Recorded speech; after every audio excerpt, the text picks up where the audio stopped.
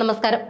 തൃശൂർ പൂരം നടത്തിപ്പിൽ മാനദണ്ഡങ്ങൾ നിർണ്ണയിക്കണമെന്ന ഹൈക്കോടതിയുടെ ഹർജി തൃശൂർ പൂരവുമായി ബന്ധപ്പെട്ട ആചാരങ്ങൾ പോലീസിന്റെ അനാവശ്യ ഇടപെടൽ മൂലം മുടങ്ങിയെന്നും ഉത്സവ നടത്തിപ്പിൽ പോലീസിന്റെ ഇടപെടലിന് മാനദണ്ഡങ്ങൾ നിശ്ചയിക്കാൻ സർക്കാരിന് നിർദ്ദേശം നൽകണമെന്നുമുള്ള ഹർജിയിൽ ഹൈക്കോടതി സർക്കാരിന്റെ വിശദീകരണം തേടി.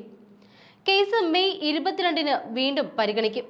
പോലീസിന്റെ ഇടപെടൽ സംബന്ധിച്ച് ഇടക്കാല ഉത്തരവ് വേണമെന്ന് ഹർജിക്കാർ ആവശ്യപ്പെട്ടുവെങ്കിലും justice VG Arun, S Manu എന്നിവരുടെ ബെഞ്ച് വിസമ്മതിച്ചു.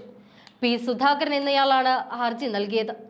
പോലീസ് കമ്മീഷണർ അങ്കിത് അശോകന്റെ ഏകപക്ഷീയമായ സമീപനം മൂലം തൃശൂർ പൂരം മുടങ്ങിയെന്നാണ് ഹർജിയിൽ പറയുന്നത്.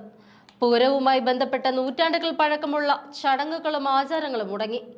പ്രദക്ഷിണത്തിന്റെ മുന്നിൽ കുത്തുവിളക്കുമായി നടന്നയാളെ കയ്യേറ്റം ചെയ്തു. ക്ഷേത്രത്തിന്റെ പരിസരങ്ങളിൽ ചെരുപ്പ് ധരിച്ച് പ്രവേശിക്കാൻ അനുമതി നൽകി തുടങ്ങി നിരവധി ആരോപണങ്ങളാണ് ഹർജിയിൽ പറഞ്ഞിരിക്കുന്നത്. ലക്ഷക്കണക്കിന് വിശ്വാസികളുടെ വികാരം വ്രണപ്പെട്ടുവെന്നും ഹൈക്കോടതി ഉത്തരവിന്റെ പോലും ലംഘനമായിരുന്നു പോലീസിന്റെ ഇടപെടലെന്നും ഹർജിയിൽ പറയുന്നു. 4 പൂരങ്ങൾ കൂടി ഇനിയും നടക്കാനുണ്ടെന്നും ഈ സാഹചര്യത്തിൽ പോലീസിന്റെ ഇടപെടൽ സംബന്ധിച്ച് കോടതിയിൽ നിന്ന് നിർദ്ദേശം ഉണ്ടാകണമെന്നുമായിരുന്നു ഹർജിയിലെ ആവശ്യം. എന്നാൽ ഇക്കാര്യത്തിൽ സർക്കാർ ഇടപെട്ടിട്ടുണ്ടല്ലോ എന്നായിരുന്നു കോടതിയുടെ മറുപടി.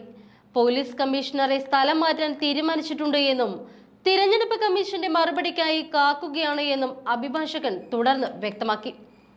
4 പൂരങ്ങൾ കൂടി നടക്കാനുള്ള സാഹചര്യത്തിൽ ക്രമസമാധാന പാലന വിഷയത്തിൽ പോലീസുമായി ബന്ധപ്പെട്ടുകൊണ്ട് ഇടക്കാല ഉത്തരവ് നൽകണമെന്ന് ഹർജിക്കാരൻ ആവശ്യപ്പെട്ടുവെങ്കിലും കോടതി ഇത് വിസമ്മതിച്ചു. ഒരു സംഭവത്തിന്റെ പേരിൽ ഇത്തരമൊരു വിഷയവുമായി ബന്ധപ്പെട്ട് ഇടക്കാല ഉത്തരവ് പുറപ്പെടുവിക്കാൻ കഴിയില്ല. ഹർജിയിലെ കാര്യങ്ങളിൽ സർക്കാരിന്റെ മറുപടി കേൾക്കട്ടെയെന്നും കോടതി വ്യക്തമാക്കി. യാതൊരു യുക്തിയുമില്ലാതെയാണ് പോലീസ് അധികാരം പ്രയോഗിച്ചതും ചടങ്ങുകൾ തടഞ്ഞതുമെന്നും ഹർജിയിൽ പറയുന്നു. ഒരു വിധത്തിലുമുള്ള ചർച്ചകൾക്കും കൂടിയാലോചനകൾക്കും അവർ തയ്യാറായില്ല. ജനങ്ങളുടെ ജീവനും സ്വത്തും സംരക്ഷിക്കുന്നതിനും അവർക്ക് സുരക്ഷയൊരുക്കാനുമാണ് പോലീസ്.